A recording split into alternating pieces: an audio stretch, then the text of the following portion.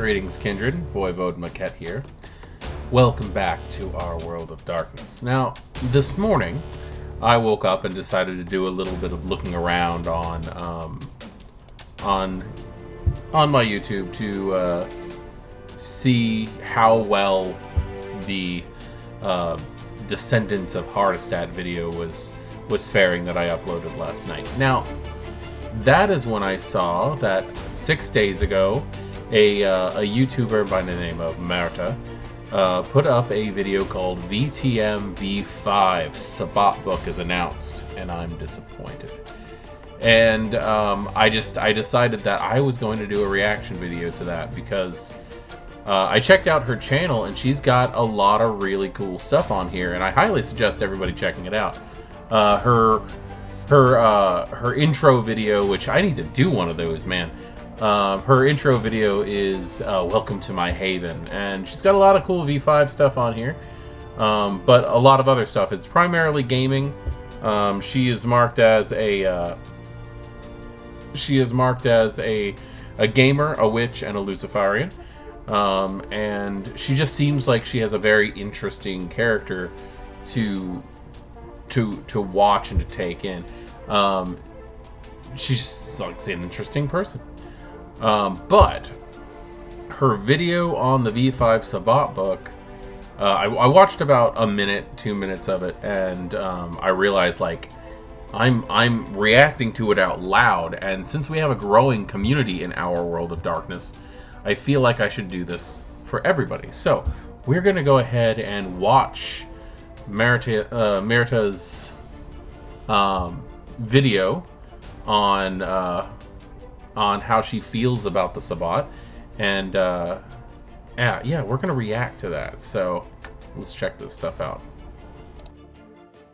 Okay, hello everybody. This is gonna be me recording a whole bunch of videos on the same day again, so don't mind me if you see me in the exact same outfit for a week again. That's just how I roll these days. This is gonna be one of two videos that I'm gonna make on V5 and Vampire the Masquerade, because I feel like the topic is a bit too broad to analyze it fully. Anyway, the most recent thing that they have done is announce Sabbat the Black Handbook, which actually the short description of it got me kinda excited until I got to the tweets about it. Renegade's first all-new sourcebook for Vampire the Masquerade 5th edition arrives this August. Sabbat the Black Hand includes everything you need to include the Sabbat as the antagonists in your game. Well, we can see what her position is on this. Not very happy about the antagonist part. We're gonna discuss that in a second. Inside you find descriptions of the paths of enlightenment, the foundations of Sabbat identity, information on the Gehenna War, and details on how the Sabbat opposes the Dread Antediluvians. You'll get new tools to expand your chronicles, including discipline powers, minions, and servitors, and the horrifying Rite of the Sword of Cain. Paths of enlightenment, information on Gehenna War, all of that is really swell and good. But here is the kicker. Excuse me? Antagonists? What about protagonists? The book positions the Sabbat as antagonist NPCs and provides rules, powers, and story support for this approach. The book doesn't provide rules for creating Sabbat player characters, but players are always free to adapt the rules as they desire for their home chronicles. Furthermore, on Outstar's Twitter, quite a few people are having a difficult time with the term of the Sabbat book being an antagonistic book. Is there a way to better clarify the intent? And will this mean that Sabbat characters will primarily be antagonistic NPCs rather than player character options? This book provides rules, powers, and story support for the antagonist approach and doesn't provide rules for creating Sabbat player characters, but players are free to adapt the rules as they desire for their home chronicles. Are you allowed to comment on why this is the approach with the book, and will this be the same thing towards a future Second Inquisition book?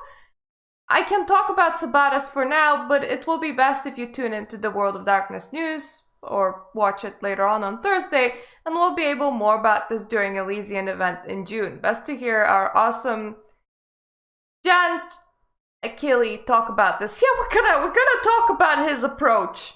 His like whole approach to this whole V5 thing in a separate video.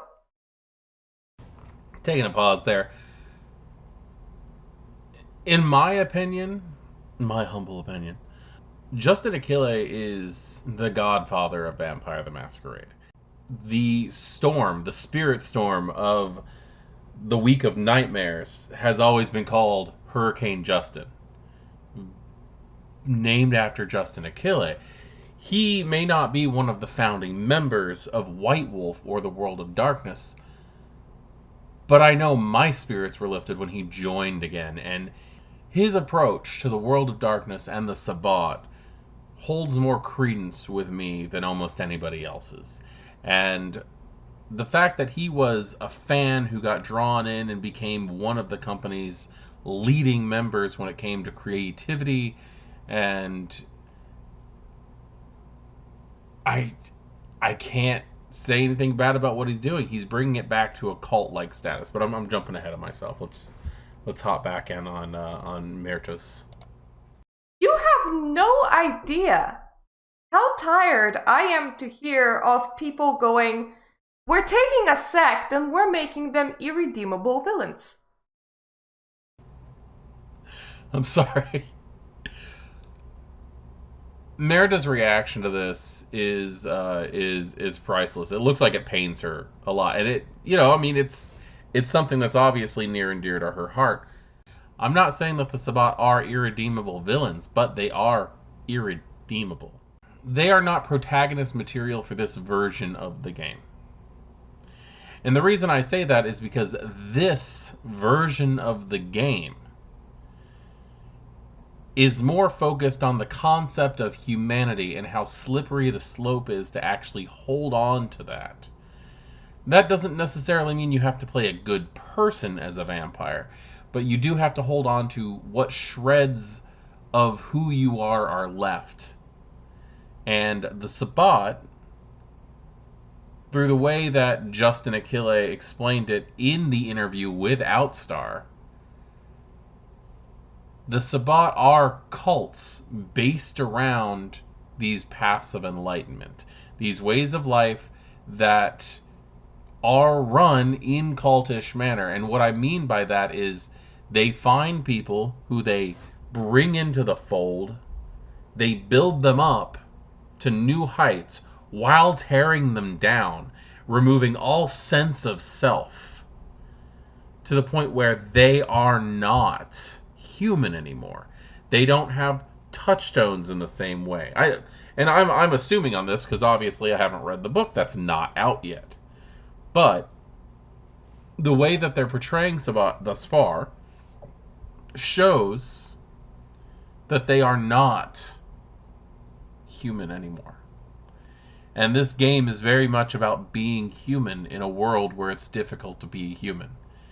These are the vampires that are the threat for a reason. Anyway, let's get back. It's because when you go that route, all I can think of is Disney villains. The irredeemable people that are supposed to be evil and just evil, and guess what? People don't work that way. When you go, this is a book about antagonists, what it sounds like you're saying is, we wrote a one-sided character that has no personalization or motivations besides doing evil. And okay, so the Sabbat are doing what they think is right. The Sabbat is not necessarily evil from their point of view. They are reveling in the fact that they are monsters because they are now above humanity. I guess the best way of putting it is what's chaos for the fly is normality to the spider. And I think she might be taking this a little personally when it comes to that, because it's not that they're two-dimensional. In fact, the paths of enlightenment dictate a whole spectrum of how these things operate.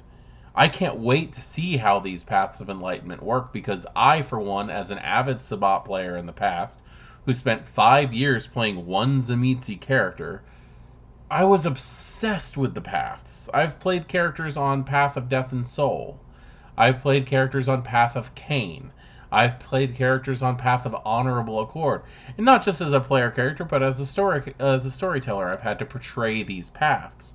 And these are anything but one-dimensional. They are definitely not as complicated as how difficult it is to maintain a human-esque character. But they're not one-dimensional. However, they are obsessed, and they are deranged. And, in humane thought, yes, they are, in fact, evil. It is such a tired way of world building. It is a horrible way of world building. The most recent antagonists that I experienced in a story form that I really enjoyed was Final Fantasy XIV's the Ascians. The Ascians, they seek to destroy all worlds. That's the kind of thing that you will never align yourself to, but you see, they were there when the world split into all these pieces. And every piece is like 1/13 of a person. By now I think it's like 1/7 because they managed to merge some worlds and one of them is lost to the void and so on and so forth. For them, 1/13 of a person is not even a person at all. For them, the only way to get what was theirs to merge the worlds back into one, to have one solid world, but here's the kicker, everybody dies. From the Ascians' point of view, they never lived because they are 1/13 of a person that they used to be. They were there when the world was not split. They remember their friends, they remember their family, they remember all that was lost. The only way for them to get that back is to destroy 13 worlds, and as somebody who is primarily living on those worlds that just knows the world as it is, you don't want your family and friends to die a horrific death. You don't want world mergers to take place because of all of the human sacrifice. So you will always oppose the Ascians. You're not gonna join them, you will always oppose the Ascians. Their path is so antagonistic that you can not oppose them. But at the same time, you understand them from a human point of view, and that is a well-rounded antagonist. An antagonist that you understand, but they're still antagonistic. There isn't like a gray area of not destroying, of destroying these people not being a bad thing. It is still a horrible thing. But you understand their motivations, you understand why they're doing it, and you understand their pain because just like you, they are, well, Final Fantasy has a lot of different races, but for better term, human. You understand them from a human emotion point of view, and just look at what Sabbat is doing. Time out. Until we actually get to see what the paths of enlightenment actually look like, and the Octorius Rite and the Ignoblius Rite, until we get to actually see these things, we can't say that they're turning the Sabbat into 2D characters. But the primary point of this game is Camarilla and Anarch, and now they have something that the Camarilla and Anarch will band together to go up against. And we know that they're not completely 2D because we have seen the Tzimisce, we have seen the La Sombra, and although it seems that the Lasombra and the Tzimisce, for the most part, have left the Sabbat, we get to see why now. We get to understand why the Lasombra and Tzimisce have left. We understand that a good portion of the Lasombra have left the Sabbat due to the fact that they realize that they can't stand up to the antediluvians, and that the vampires who are most adept at hiding are the best way to survive. That doesn't seem very Tzimisce to me. But also the Tzimisce have a very we are Tzimisce feel to them for the most part. I'm not saying that some of the younger ones aren't easily brainwashed by the paths of enlightenment and things like that, but we get to see why they're turning tail and running, why they're separating themselves from this. The Tzimisce have a strong sense of identity. The Lasombra have a strong sense of self-preservation. And that could very well be the whole of it, but I really doubt it. Justin Achille and the team in the World of Darkness have never really let me down when it comes to the greater meta plot. And I think we're about to see something that gets deeper into the thick of it when it comes to the Sabbat. Now, my thought was that the Lasombra and the Tzimisce left, therefore the Venturenti Tribute were going to end up taking over, and they were going to become some kind of, like, militaristic terrorist cell, which makes a lot of sense, but the idea that if you are in the Sabbat, you are a vampire first, you are a Sabbat second, and there are no clans. Anti-tribu means anti-clan, and therefore you may have a parent clan, but you'll diablerize your sire and your sire's sire and your sire's sire's sire just to erase the fact that you are part of that bloodline that stretches back to the antediluvians. Put my rant on pause. So, doing mass embraces with no regards for humanity obviously is a bad thing. But at the same time, they're in the Gehenna War. They are fighting so that the antediluvians don't rise up and eat all of their vampire race. From their perspective, that is a bad thing. And if you're playing a vampire character, from my perspective, yeah, you should see that as a bad thing, meaning they're not so clear-cut. Just from what V5 has given to us about them, they are not so clear-cut. And this book is posing them specifically as antagonists, and even worse, this is a $45 book, right? $45 book. And what is the answer from the publisher of if you want to play one of these characters? Homebrew it in! Okay. Okay, look. We have rules on how to create a vampire.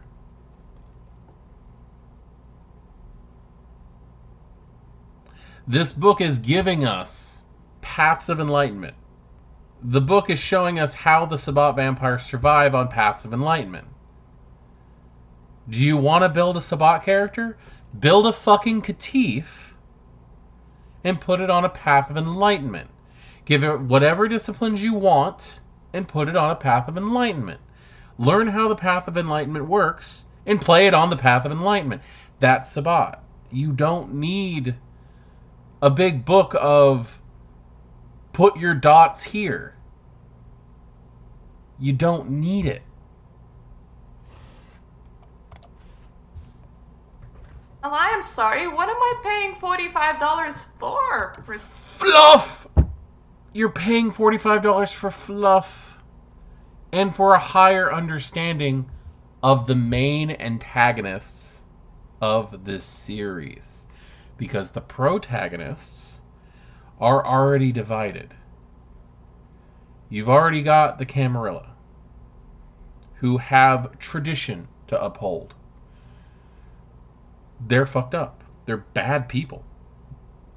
You have the anarchs who want new world order and freedom and liberties, and they're fucked up because everybody involved in this drinks blood and kills people to survive in some fashion or another.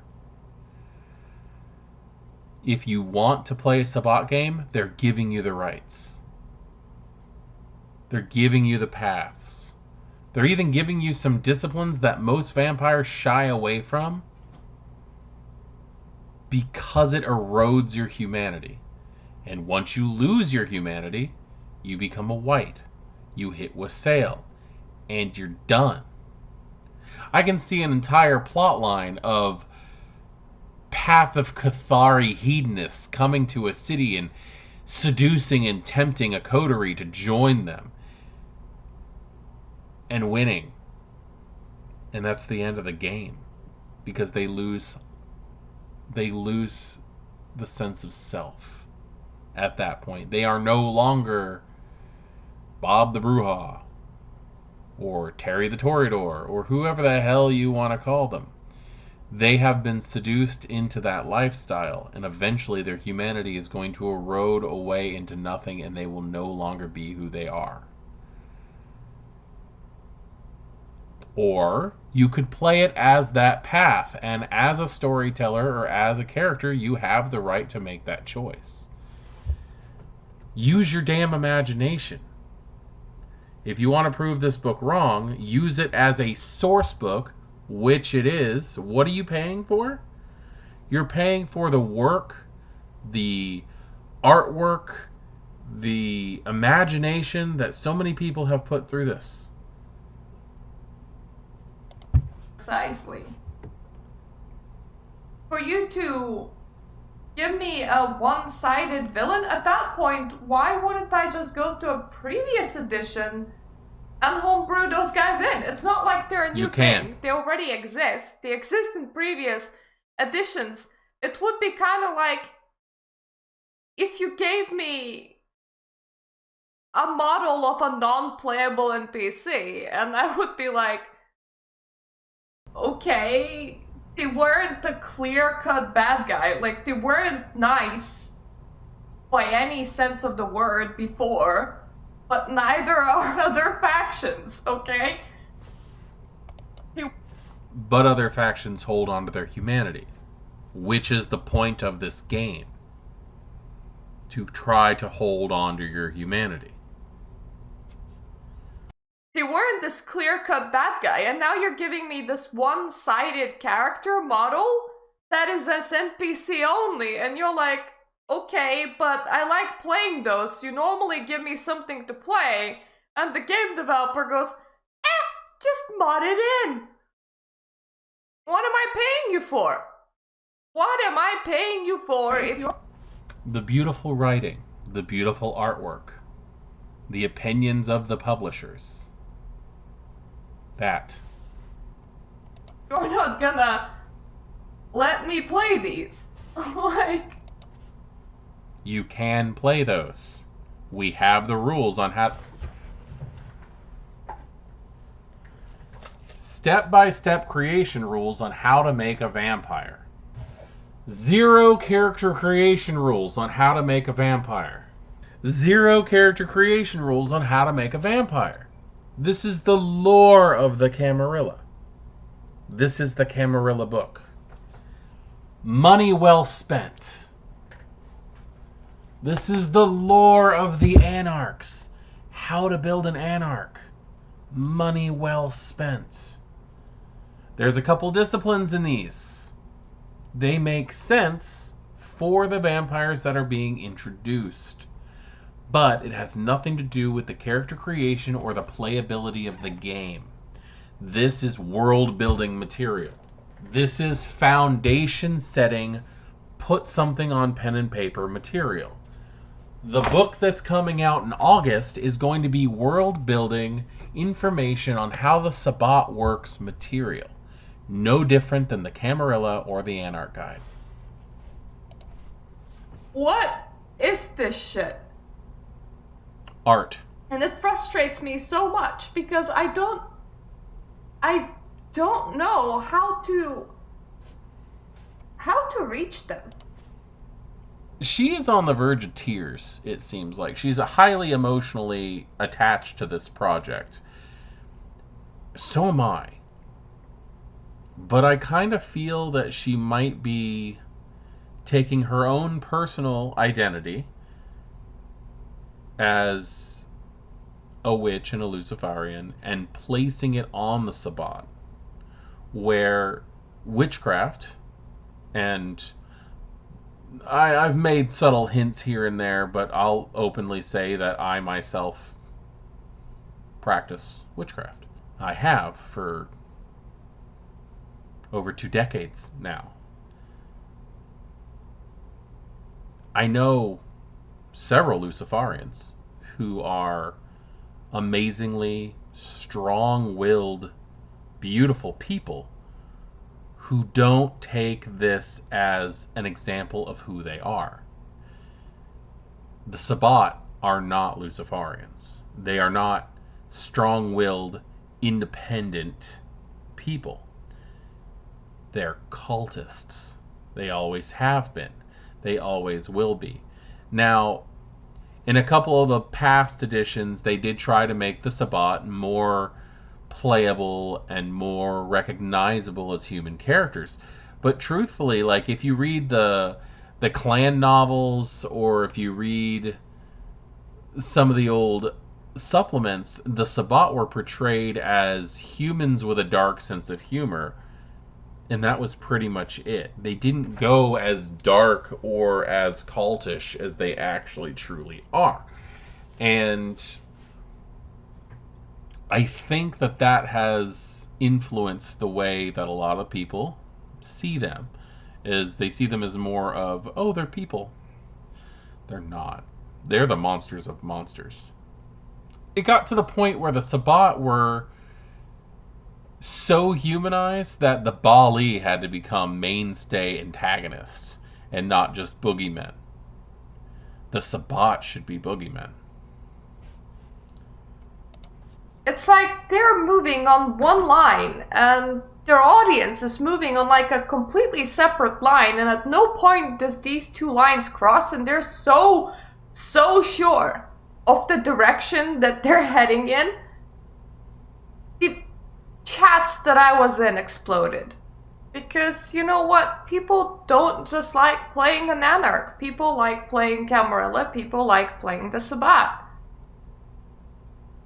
You don't need to be a villainous person to play the Sabbat faction, especially if the developer takes the care to portray them as a more humane They're not. version of who they are, rather than just as a one-sided monster with no redeeming qualities, which is what you get. They are a cult of blood-sucking monsters who worship the first murderer.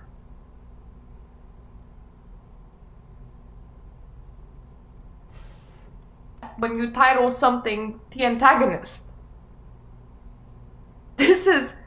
you are saying to players who want to play this, you are gonna be playing the one-sided monster. You are not allowed to have redeeming qualities. You're not allowed to have these ties that bind you. You are not allowed to have these emotions. You're gonna be playing a one-sided monster. That's what being on a path of enlightenment does to you. It turns you into a one-sided monster. For the most part. Because that side of you, which does have many facets, so one-sided is a little bit off-putting, that side of you is what your pack, what the Sabbat in general, has turned you into.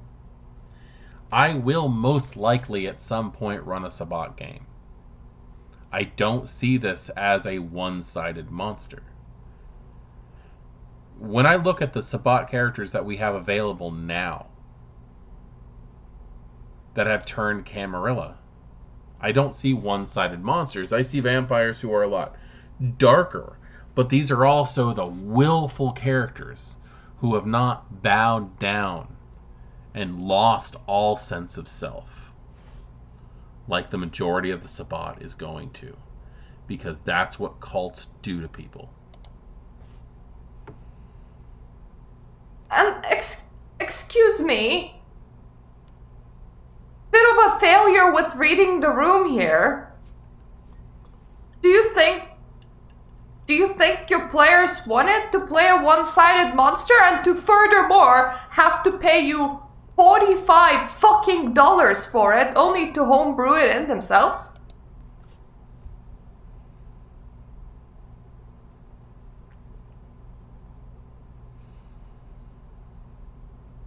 I got nothing.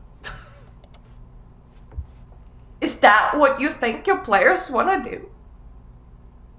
How disconnected do you have to be from your audience to think that this is what your audience wants? And then you're absolutely so sure of yourself that there is no way of getting this through you.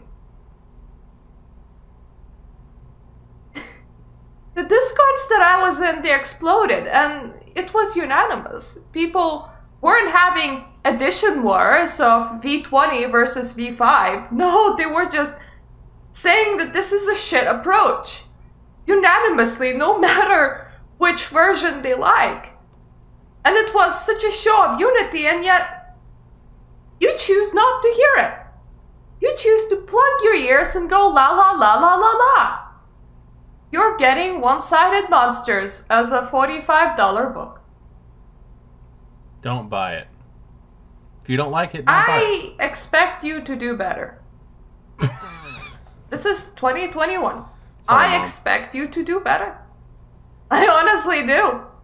I expect you to do a bit more than just write tropes and one-sided characters. And whatever the shit you're trying to sell here, honestly. I expect you to do better. I expect you to buy this book for $45. Or steal it off the internet, which I'm sure a lot of you are going to do. I expect you to read it. And if you don't like it, return it. If you don't like it, send it to me. Because I'm excited for this book.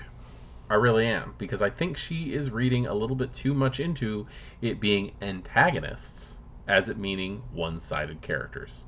Because that does not mean the same thing. Maybe this video reaches you.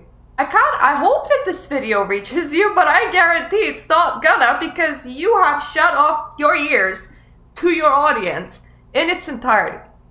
You don't hear us because you don't want to hear us, and the only time I've been as frustrated with franchise has been with and The Simpsons.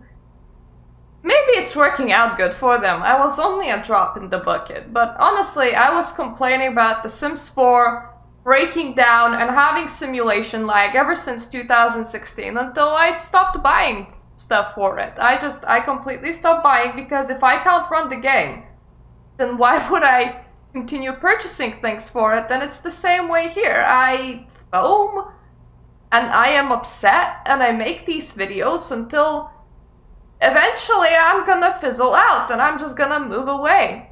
It doesn't matter that you are the only person providing a vampire-themed dark TTRPG if you're gonna be like this. It's really not gonna matter, okay? How dare you have a vision for your own franchise? How dare you write things that you're passionate about?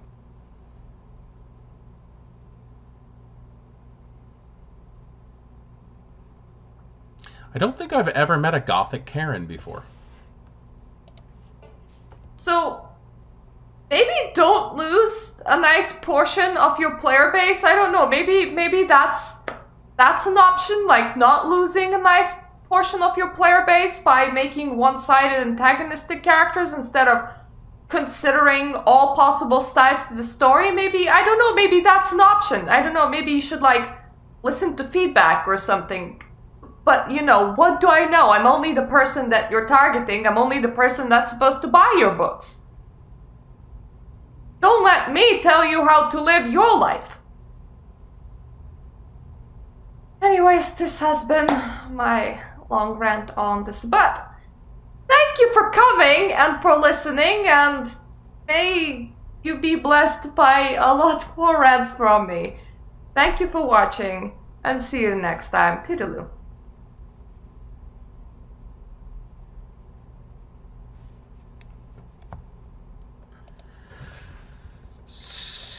So, she is definitely spirited and has a lot of heart dedicated to this game. But the fact is, it's their game. The World of Darkness works very hard to create this, and I'm very happy that Justin Achille is back, and I'm very glad that he's putting this on here, because he mentioned in the interview that when he was a fan of Vampire the Masquerade and heard about the Sabbat, the title Medieval Death Cult stuck into his head. And I gotta say, that's what always stuck into my head, too. I've always enjoyed running Camarilla, but I've always enjoyed playing Sabbat.